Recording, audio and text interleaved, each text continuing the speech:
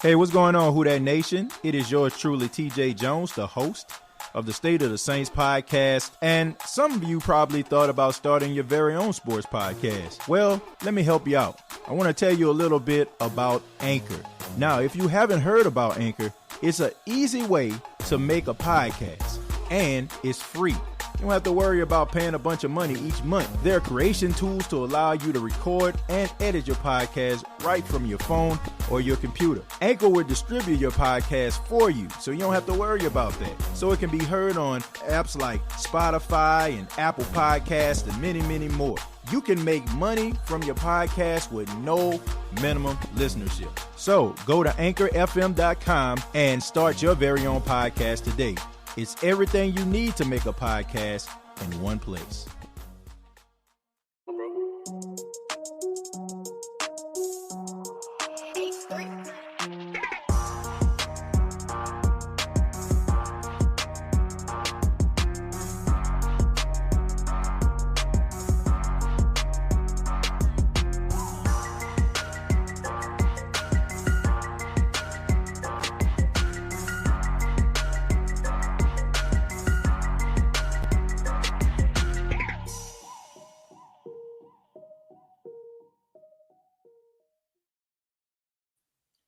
Hey, what's going on, Who Dat Nation? It is yours truly, TJ Jones, the host of the State of the Saints podcast. And welcome to the State of the Saints podcast, where we talk New Orleans Saints. And on this edition, we will have a special guest. He will be here soon. I just decided to go ahead and start the show. But Raymond Partsch III, he is the host of RPIII and Company. That is on 103.7 The Game out there in Lafayette, Louisiana. So we're going to be talking to him about New Orleans Saints football. And for the time being, man, I just wanted to go ahead and get started and give a special shout out to everybody that's, listening to the show. If you're listening on the audio podcast or you're watching this video live, thank you very much. Special shout out to Jamarcus, my guy Bobby Kreis, Chemo, Herman, who was overseas. Thank you very much for checking us out. Mike, thank y'all so much, man, for being a part of the podcast.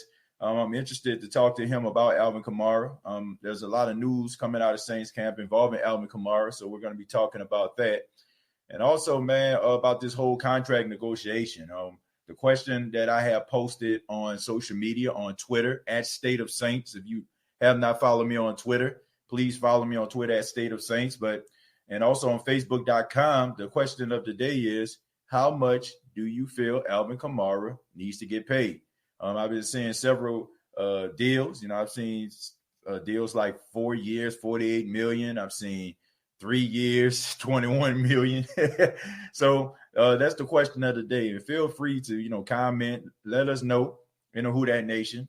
How much do you feel Alvin Kamara needs to get paid by the New Orleans Saints? Because I think it's pretty much a foregone conclusion now that the Saints are going to pay him. I know yesterday there was a lot of chaos, a lot of confusion that went down, in New Orleans and from Saints fans. But I want to give a special shout out to everybody in the Saints media, man, New Orleans media. I mean, did not take the bait. I don't know how is it that, the national media, Josina Anderson, and no disrespect to them, I just don't know how, they came up with that. And I don't know who actually put that story out there, but the local media, nobody was even talking about it. It was wasn't even that big of a deal. So, I mean, and then Ian Rappaport came out, he clarified everything. So thank goodness, he was out there, because a lot of people would have been really upset. We didn't know what to think. And I went out on a limb. Well, it wasn't going out on a limb. I just basically said it.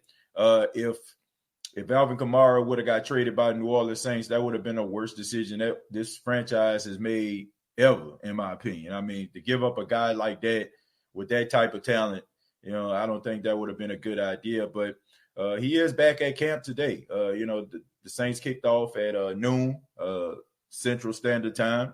They had camp today, and he was there. So I guess this is an open and shut case here.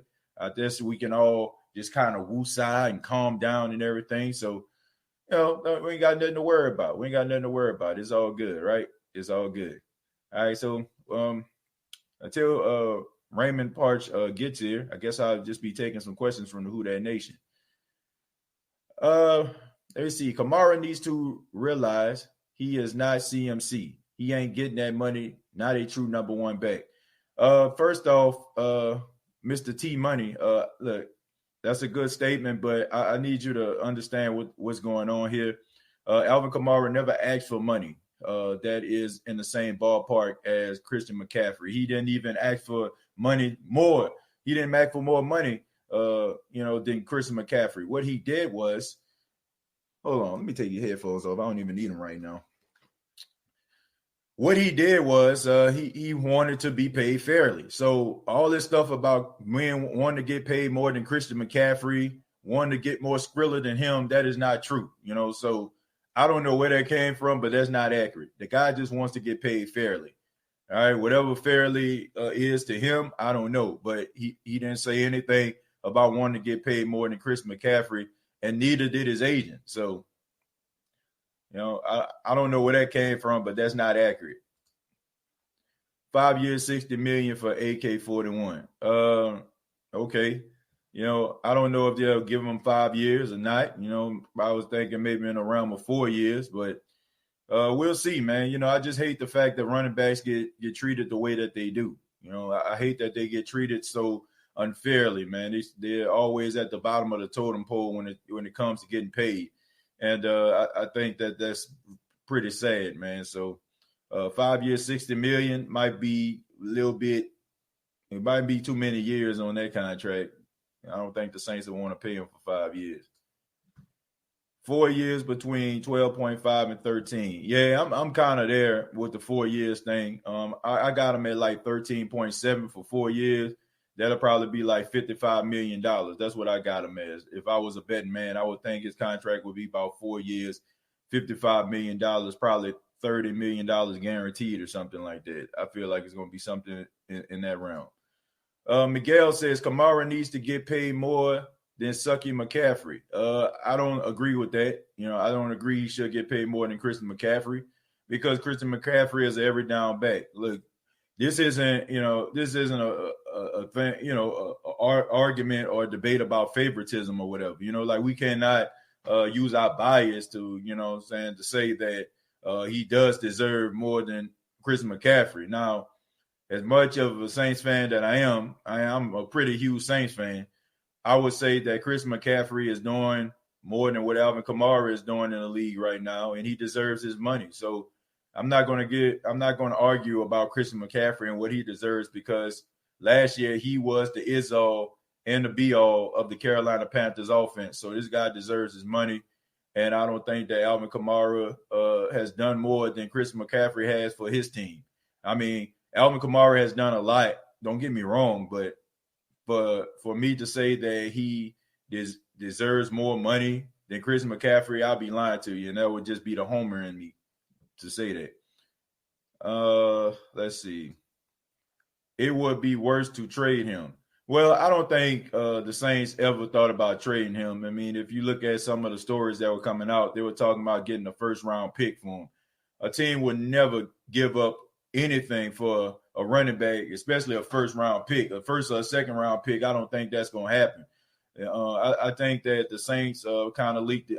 If I was a betting man, I feel like the New Orleans Saints organization leaked this story to try to get leverage over Alvin Kamara.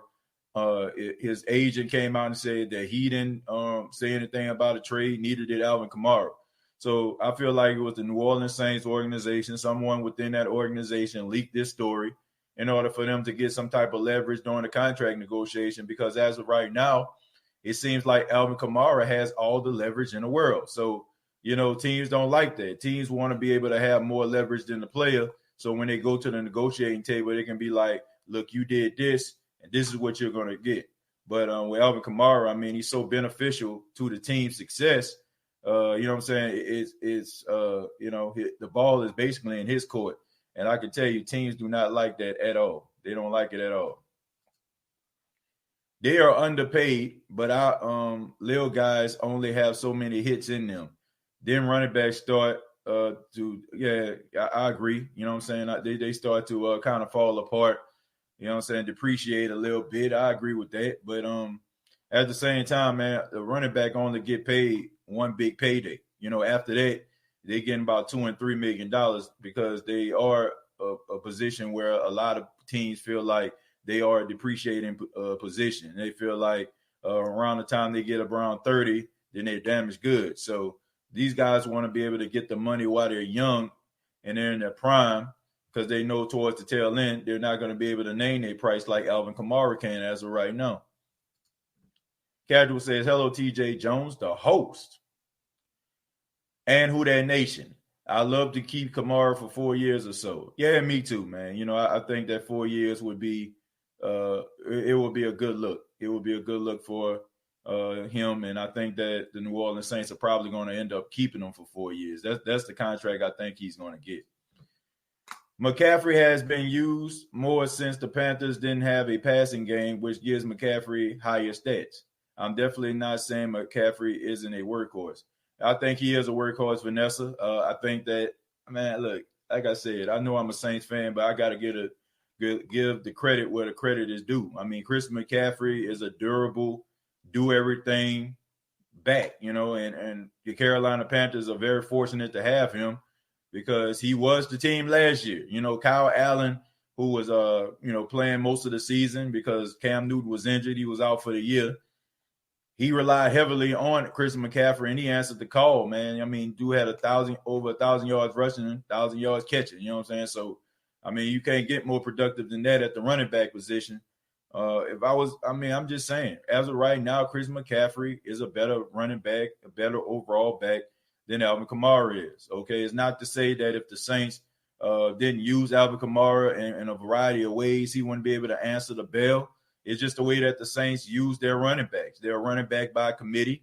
The fact is Kamara is above average running back than what they had in the past. So I think you need to pay him as such. But, Alvin Kamara to me is a different type of running back. Alvin Kamara is the type of guy who I feel like can fit in really well and fit in like a glove, with any team. If a team, required him to run between the tackles, I feel like he'll be able to do it. I feel like if a team gave him, the opportunity to catch the ball out of backfield like the Saints, he can do it. I think he can do a variety of things. But right now, Who Dat Nation, I want to welcome in. I want to welcome Raymond Partsch III, part of RPIII and Company on 103.7 The Game. How you doing, Raymond? How's it going, man? I'm glad to be here, man. Just trying to – I can't believe, man, it doesn't feel like – I know the season starts a week from tomorrow, right? I know it does. Right. My brain tells me we're going to have Chiefs, Texans kicking off the season, then Saints, Bucks a few days later. I'm not going to lie to you, man. My heart does not feel that way. It's still weird, man. I don't know if it's because the NBA playoffs are still going on and everything's so crazy. But, man, I'm still trying to – I'm like, it's going to be here, but part of me is not going to believe it until I actually see it. I mean, I'm with you, Ray, because man, a lot is going on right now. I mean, for us to get to this point, I mean, a pandemic. We didn't even think we were going to have football, but here we are, man. About to get ready for the 2020 season, and we talked about it last night. We kind of joked online. We said, "What were we going to talk about today?" I mean, what can we possibly talk about? But is there something going on involving the New Orleans Saints? I'm not sure. I mean, but I think there's something about Alvin Kamara in a contract negotiation. I could be wrong, but Alvin Kamara missed 3 days of practice. Some sources were saying that it was unexcused absences. There's been reports that say he was actually in the building for those 3 days. Just not practicing. Right. Yeah, exactly. So RP3. What's really going on, man? What do you think was happening with Alvin Kamara? And, who spilled the beans? Did these beans need to get spilled? I mean, what's going on, man? Oh, look, I'll tell you this. Covering the team for the last couple of years and having guys that cover the team even better than I do and reaching out to folks, look, AK-41 is going to get paid, and that's what he wants. Right. He does not want to. He's not demanding to be paid like Christian McCaffrey. That's right. He's not wanting the $16 million. Right. I don't even think he wants Zeke Elliott $15 million annual salary kind of money. I just think he knows that he's better than Le'Veon Bell. He's better than Joe Mixon. He's probably better than Derrick Henry, right? He brings something different than those guys do, and those guys right now are getting paid. And here's the thing. Saints fans have to know this. The Saints got him at a discounted rate because he's still on that rookie deal. Now, I know he gets bonuses because he's been to the Pro Bowl every year. I get that. But it's been a steal for them on what they've had to pay him. I compare it to what the Seahawks had to pay Russell Wilson early on when he was on that rookie deal, and they were able to build around him, right? They were able to pay the Legion of Boom, and they were able to pay Marshawn Lynch, and they didn't have to pay Russell Wilson. Well, the Saints haven't had to pay Alvin Kamara, right? They haven't had to pony up. They're going to get a deal done. Look, Mickey Loomis is a wizard, right? He's an old school shaman voodoo man. He understands how to manipulate the salary cap.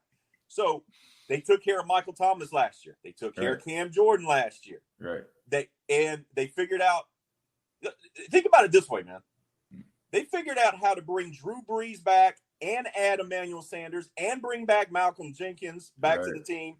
And keep their guys and draft guys. Like, they were able to figure out the salary cap that way. So I think they get a deal done. I think if you're Alvin, this is the last year of your rookie deal. Your agent is negotiating, and this is what every player does. They'll say, hey, you know what? I'm going to take a couple of days off in camp just to let you know that I'm serious about what I want and what I'm demanding. I think they get a deal done. I wouldn't be surprised if you see them get a deal done by the end of this week or by the start of the season. I really don't. I think yesterday we're all stressed and freaked out because of COVID. And I think you saw that happen online on social media. And this thought that they should trade him. Look, if they were going to trade AK, they should have done it back in March. When they parted ways with Mark Ingram and didn't bring him back over, it really was a year on the contract, roughly, around $2 million? And Cam Jordan, Demario Davis, Michael Thomas, they didn't like that, remember? And AK did not like that either. But the Saints did it then. And it gave them time to patch up things and give it time to have the whole team on board for them trying to win a Super Bowl last season. Well, you don't trade away one of your best players, man. A week and a half before the start of the season. You just don't do that. RP3, you're definitely right about that. I definitely agree with that. But are you concerned about why they said he missed 3 days of practice? Epidural shot, in the back, making him miss 3 days. I mean, a steroid injection in the back. Are you concerned about that when you're negotiating a running back? First of all, I would be concerned negotiating with a running back, period. See Todd Gurley with the Los Angeles Rams. And now Todd's on a one-year deal trying to keep his career alive with the Atlanta Falcons, and there's issues with his knees there. So, yes, if I'm Mickey Loomis and the rest of the front office, that's part of my negotiation, right? I'm bringing that to the table, and I'm like, hey, we love you. You're a dynamic playmaker. And we appreciate you playing through the pain last year and playing with an injury, which we find out after the fact that he had not one but two injuries last year. But I also go, but you're a running back.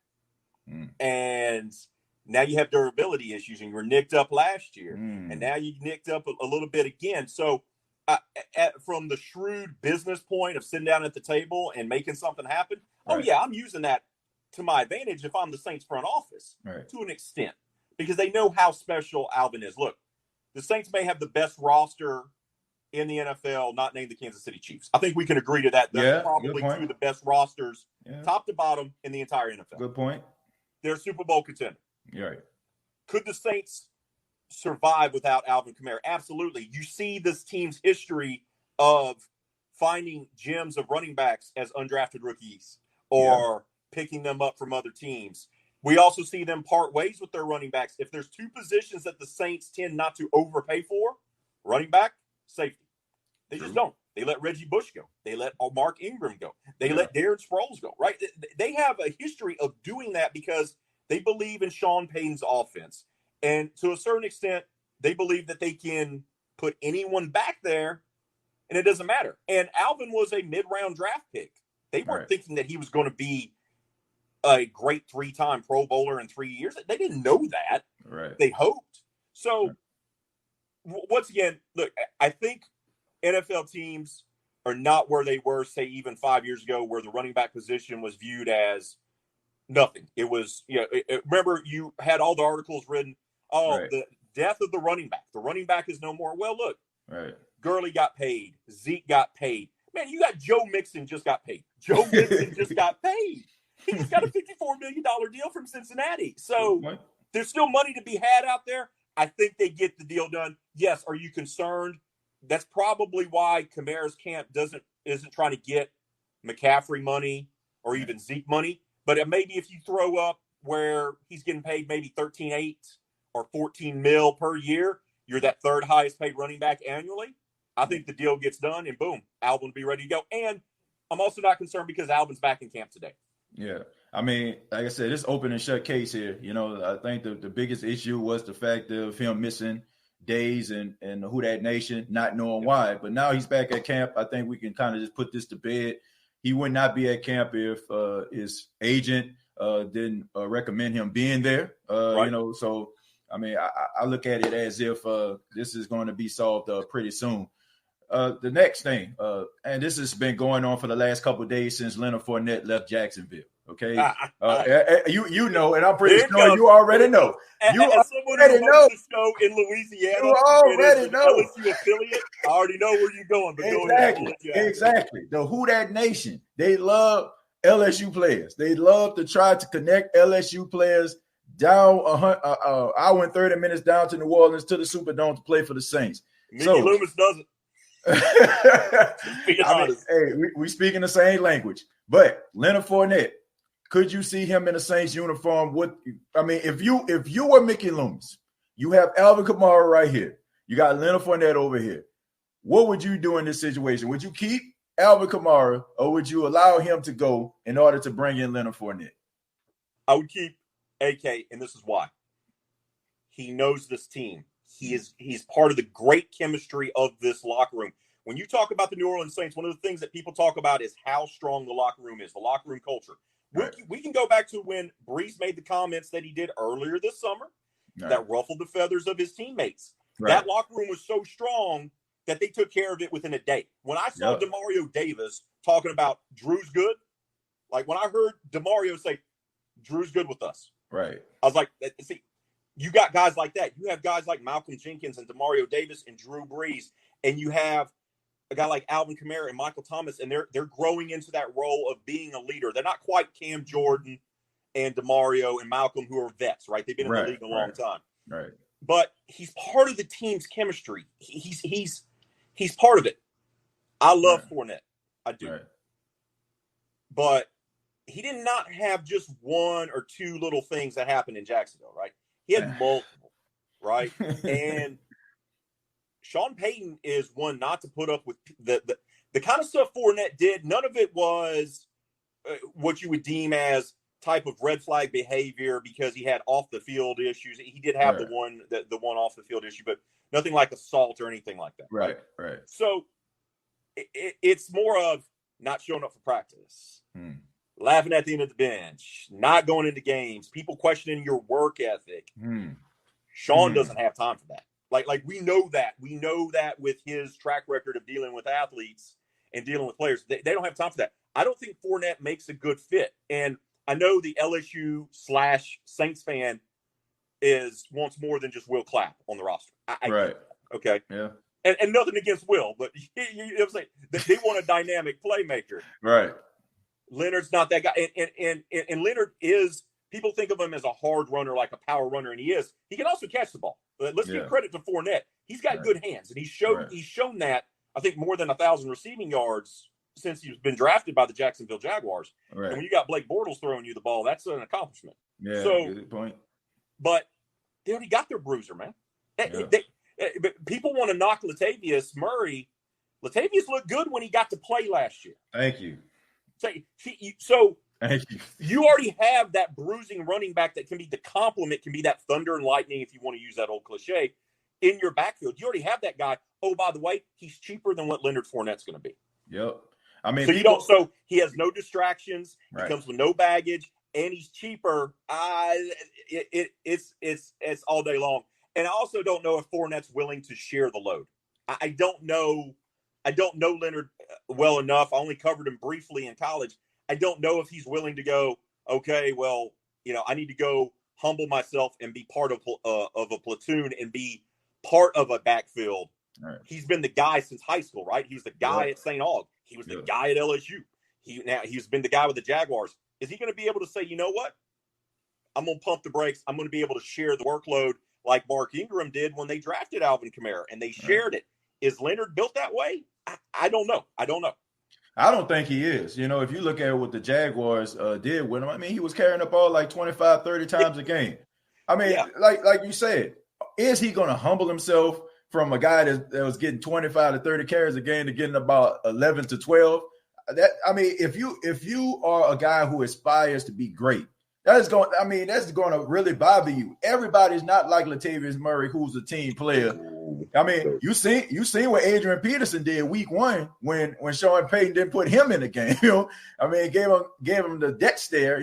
So imagine what a young 24, 25-year-old kid is going to do when you put him on the back of the bench and he's not playing in the game. That's exactly who I thought of when someone brought up Fournette. I thought of Adrian Peterson. I said no, it's not. And look, Peterson's great. That guy's going to be a Hall of Famer, right? Yep. Look, he's going to camp. We know that. No doubt. But he wasn't a fit. Just because you're a talented player, we fans tend to look at things too much, brother, like fantasy football. Well, I look at his stats. I know he produces, so I'm just going to put him on my team. That's not how it works. Like, you have to find guys that are right fits for your system and for your locker room. I don't think Fournette's that guy. I just don't. Yeah, and then, I mean, as much of an issue it was back in, I think, between about 2013 to 2016 in the locker room, when the Saints had bad apples in the locker room. Drew Brees even came out and said he even contemplated retirement. So they spent all this time trying to get the right nucleus inside of that locker room that they have right now. You see the strobe light going after games, people dancing, guys cheering legitimately like they're the one that scored the touchdown. Why would you want to add somebody in that locker room that could possibly, divide the lines of what's going on in there? So, I mean, and it's not a position of need exactly. either, right? You could. I'd rather see the Saints go out there and get them an extra DN or get them an extra cornerback because, look, I know Patrick Robinson's had a great camp. He has. And Jack Rabbit and Lattimore are a great 1-2 punch, but they like depth at the corner position. Let's be fair.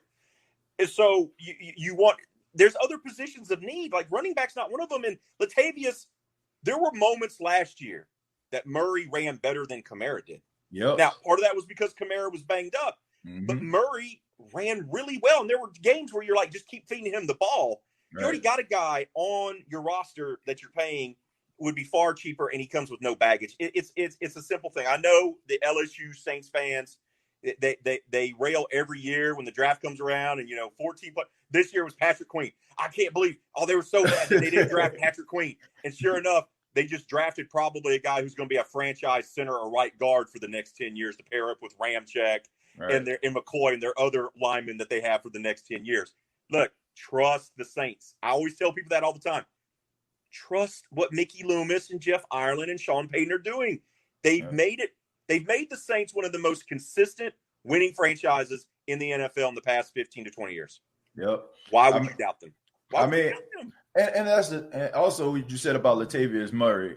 I'm wondering to myself, and I said this on the last podcast, what has the Who Dat Nation seen for them to say that Latavius Murray isn't the answer?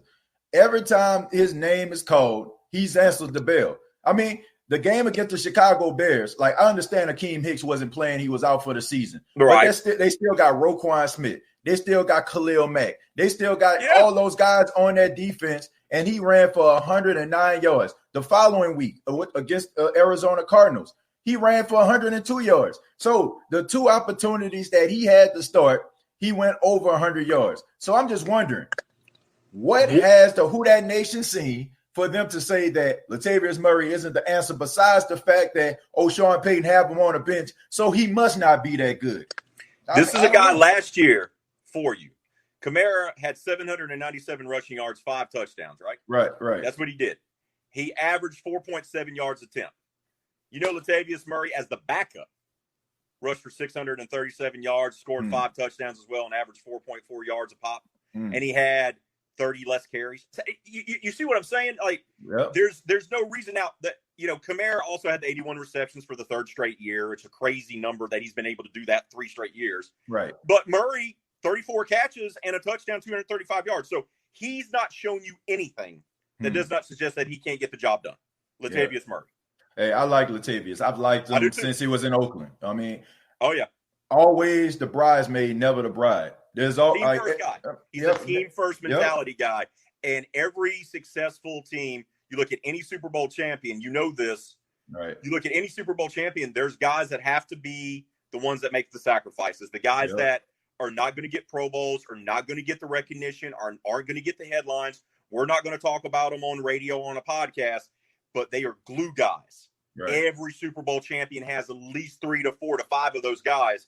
That's what Latavius Murray is to this team. They're not getting rid of Latavius Murray for Leonard Fournette. No way. Nah, I don't believe that either. Let's talk about defense. Let's talk about Marcus Davenport. In the offseason, he gained 20 pounds. He looks bigger. He looks a little bit more explosive. So he has been injured over the last 2 seasons. So you know what that means. He must be a bust, according to some according to some Saints fans out there. But what is your thought about Marcus Davenport? What do you think about him? Is he going to have double-digit sacks this season, in your opinion? If Marcus can stay healthy, and putting on the muscle mass is going to be huge in that direction, they could win the Super Bowl. Like it's, and I don't want to put it all on Marcus's shoulders, but if he can be healthy, they talked about who were they linked to this offseason? Jadeveon Clowney. Could Clowney come to be the New Orleans Saints? So forth and so forth. They even talked about maybe Griffin, who ended up going to Dallas, right? Being a guy, and I liked that. I liked him a lot better than Clowney. More consistent. Me too. More consistent player. Davenport, when he's healthy, he's dominant. Yep. The problem is that he hasn't stayed healthy. If he's healthy for a full regular season, bruh, like you got him and Cam now. Yep. And the key to that is going to be Rankins. If you have healthy Rankins, Cam Jordan, and Marcus Davenport, come on. And then you got DeMario Davis anchoring the linebacking core. That front 7, we talk about concerns about cornerback depth. Right. If the front 7 is healthy, you get a healthy Rankins, you get a healthy Marcus Davenport. You learn this in football. If you get after the quarterback, it makes the DB's job so much easier. Yep. It allows them to freelance. It allows them to be aggressive. It allows them to try to get turnovers instead of worrying about coverage. It makes their job easier. So if you get a healthy Marcus Davenport, that's going to put more pressure, and that way you can't double team Cam Jordan anymore because you got to worry about Marcus Davenport. And I also think the coaching staff has so much faith in Marcus, and they believe that he can be healthy this year. That's why they didn't overpay for Jadeveon Clowney. Yeah. Because they still got this kid on the rookie. I remember when he was drafted, someone called. I didn't even have my radio show at that time. I was a fill-in guest after the draft. And someone called and was like, I can't believe we traded for this guy. Oh, my God, we traded all these picks. What have they done? What have they done? And I said, trust Mickey Loomis, trust Jeff Ireland. They've done their homework. And people want to bag on Marcus. When he's played, he's looked dominant. Yep. He just has. Especially after the first 4 or 5 games of his rookie season when it started finally kind of clicking for him. And look, Cam is taking him under his wing, and that's a great mentor to have because Cam is great at motivating guys because he talks the talk and he backs it up with the way he walks onto the field. But he also has that personality that is infectious. And I think Marcus responds to that because Marcus is a little bit more quiet, a little bit more reserved. Cam, as we know, my man's out there getting 1987 Prince-style haircuts and rocking the media. So Cam is outgoing, right? He's got an over-the-top personality. If Marcus is healthy, man, I think about how good they could be with him. I mean, he played 13 games last year, 3 forced fumbles, and 31 tackles. He could be really dynamic for them. Yep. And the thing is, his skill set is as a pass rusher. So if he can stay healthy, then they can utilize him just to rush the passer. Yep. And let Cam do the run blocking, which Cam doesn't mind doing. Yep. So you can have Cam and Marcus, but the key for that defense in the front seven, you're going to be straight in the linebacking core with DeMario. Yeah. If they can have Alex Anzalone healthy, great. Right. Watch out for Caden Ellis. I know everyone's talked about Zach Baum, the rookie that they drafted out of Wisconsin, but they are really high on Caden Ellis. That coaching staff is and that team is. DeMario's done a great job of mentoring. I had Alex Anzalone on my show earlier this year, and he talked about how DeMario automatically mentors the younger guys. I think linebacking core is going to be fine. Right. If Sheldon Rankins can be healthy. I have a bigger question mark if Rankins can be healthy to help that front seven than I do Marcus. I think Marcus is in better shape. Rankins concerns me because of the injuries that the type of injury, rather, is a little bit more concerning. But if Davenport and Rankins can be healthy, who's all three of those? No, man. I try not to get too excited just to think about it because we haven't seen it all that much because of Davenport and Rankins' injuries. Right. Having all three of them on the field at the same time, that could be good. That's salty. And you think about it. And Yamada, and Yamada is not underrated. Yeah, I mean, completely underrated. I mean, the Saints re-signed him for a reason. You talked about mentors. Malcolm Jenkins coming back to New Orleans Saints, spent 6 years in Philadelphia, comes back a more seasoned, polished veteran. How beneficial do you think this will be to a young player like Marcus Williams, who a lot of people consider him being a younger version of Malcolm Jenkins when he was in New Orleans? I can guarantee you this. If Malcolm Jenkins was on the roster for the Minneapolis Miracle, Marcus Williams doesn't make that play as a rookie. And people were really critical of Marcus. Oh, how can you do that? It was a boneheaded move to do that. And look, it was a moment. It was a rookie moment. Yeah. You have Malcolm Jenkins on that team. That never happens. And I because agree. Malcolm makes sure everyone's going to be in place. And you've heard the reports coming out of camp of how much better Marcus looks. And the tackling is improving, right?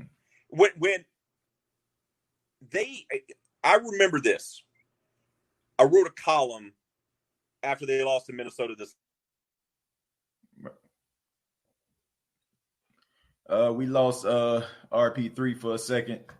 Yeah, man, but he was making some good points, man. I honestly feel like that that Marcus Williams is going to be a much better player. There you go. Sorry, man. No, that's okay. We know you were just talking about Malcolm Jenkins and how he can help Marcus Williams. So, yeah. So Marcus is going to be so good, and when they go out and they get Jenkins like this, they provide a calming influence on the back end. He's a vet. You're going to see Marcus Williams develop. You're going to see PJ Williams develop. Right. You're going to see. I still call him Chauncey Gardner-Johnson because I can't keep up with all the name changes. Right. All those guys are going to go to another level. Yeah. And you essentially have – we always talk about how intelligent, cerebral, how a great leader Drew Brees is on the offensive side of the football, right? And that's what we've been talking about for years. Right. That's Malcolm Jenkins on the defensive side. Yeah. He's going to improve that secondary so much. And Marcus Williams – is going to have a breakout season. It just feels that way to me. I think that PJ Williams is going to have a good year, but Malcolm Jenkins is the type of leader that this defense needed. You had Cam up front, but to have the secondary, especially in the modern NFL where, you got guys passing for 4,500 yards and 5,000 yards, you got to have that vet presence on the back end. And what I was saying earlier before my phone went a little wonky is I wrote a column. I felt when I left the Superdome earlier this year in January that the window had closed. It felt that way. Wow. It felt that way because I could not see a scenario where they could afford everyone, that they could have all those pieces, because Drew is going to cost an enormous amount of money. Right. And how are they going to improve that wide receiving core? How are they going to do that? How are they going to free up? They got all these contracts. Remember, Von Bell was going to become a free agent. What are they going to do there?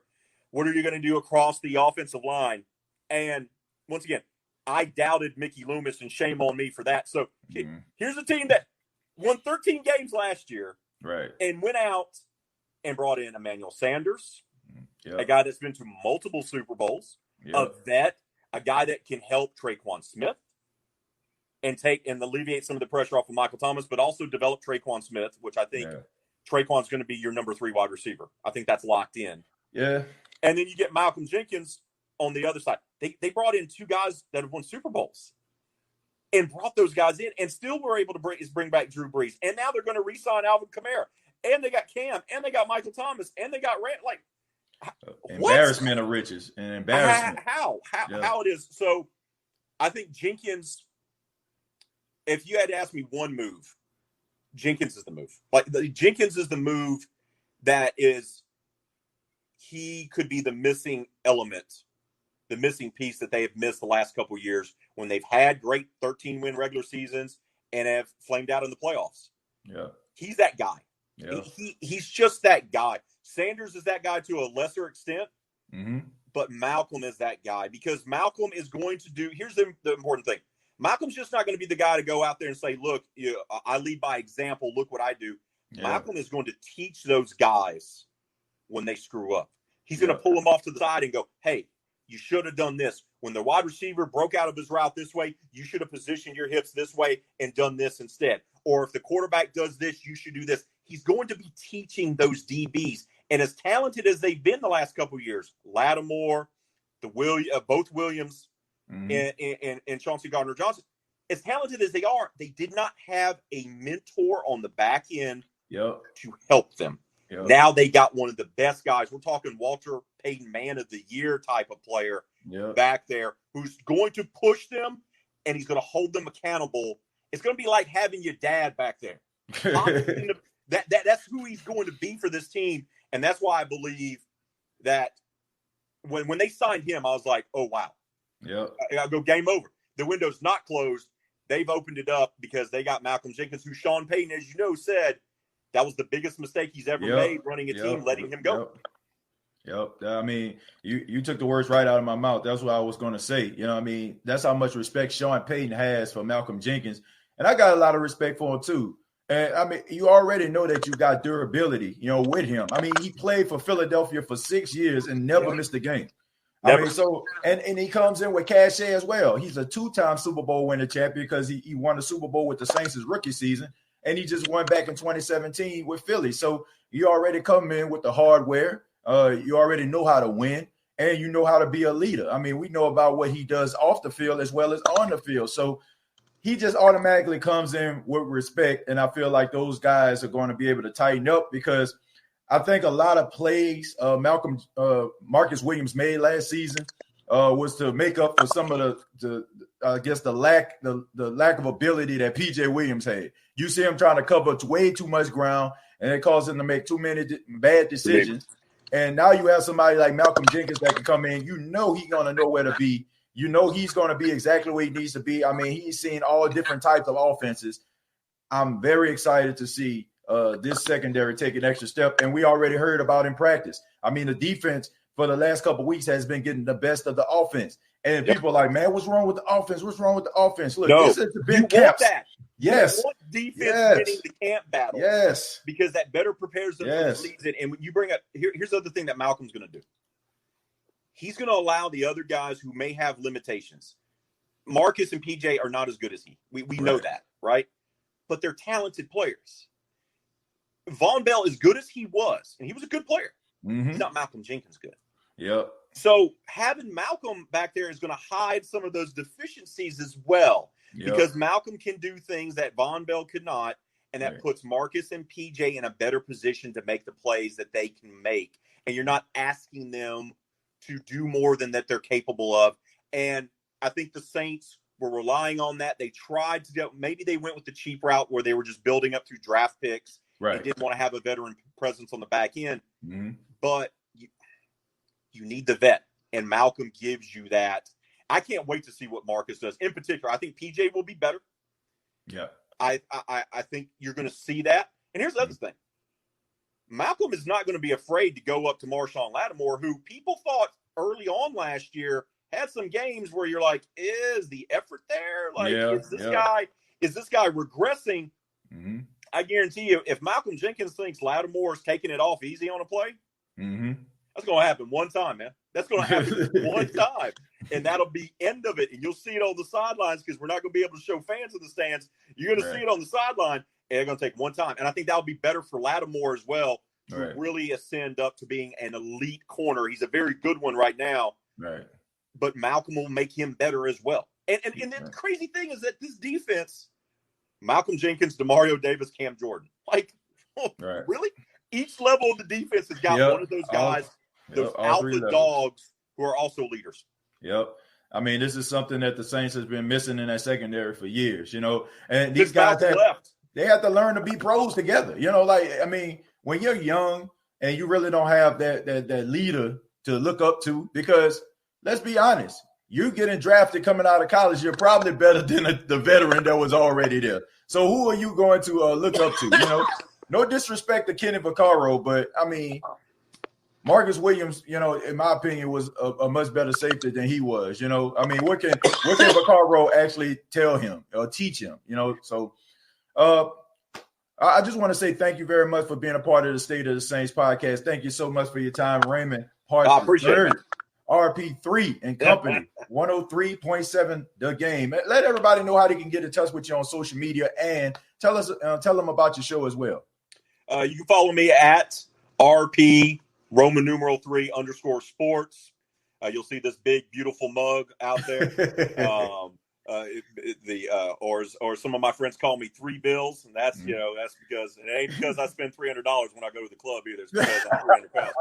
But and you can follow me. I'm also on Instagram for that as well. The show 6 to 9 Monday through Friday here in Lafayette on 103.7 The Game. And we talk a lot of Saints all the time, obviously. You can also stream us on the app, which is free, getting it on any of your devices, or you can listen to us on Google Home and Alexa. So I appreciate you having me on, man. Can't wait to come back on and keep up the great work with the pod. Oh, thank you so much, man. Thank you for your time. RP3, ladies and gentlemen, right here on the State of the Saints podcast. Thank you so much, man. Yeah, man, shouts out to him, man. Great content, man. Y'all check him out.